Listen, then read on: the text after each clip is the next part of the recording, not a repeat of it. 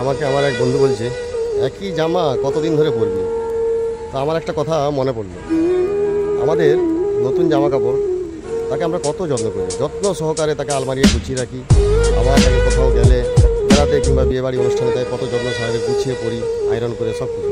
কিন্তু কিছুটা পুরনো হয়ে যাক, তাকে ছিঁড়ে আমরা পা মোছার কাজে কিংবা বাড়ির জানলার গ্রিল হাবি যাবি যে কোনো আবর্জনা নোংরা পরিষ্কার করার জন্য ব্যবহার করি। আশ্চর্য না যে একদিন আমাদের লজ্জা নিবারণের জন্যে যেটাকে আমরা ব্যবহার করেছিলাম সেটাকে কত সহজে আমরা পায়ে মারিয়ে ফেলতে পারি।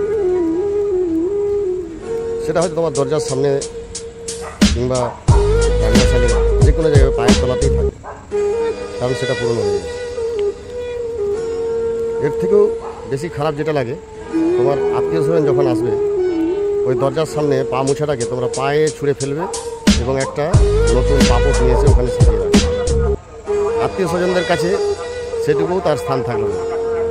বলছি, পুরনো জিনিস হয়তো তোমার লজ্জা নিবারণের কাজে লাগলো না, কিন্তু তাকে এইভাবে পায়ে মারিয়ে এইভাবে তার সম্মান নষ্ট করো না। যতটা সম্ভব চেষ্টা করো, একদিনের কথা যদি তোমার মনে পড়ে যে কোনো সময় সে আমার শরীরে ছিল, কোনোভাবে আমাকে সে লজ্জার হাত থেকে বাঁচিয়েছে, তাহলে তার সম্মানটুকু দিও। বন্ধুরা, আর বিশেষ কিছু বলতে চাই না। আর সবাই ভালো থাকো।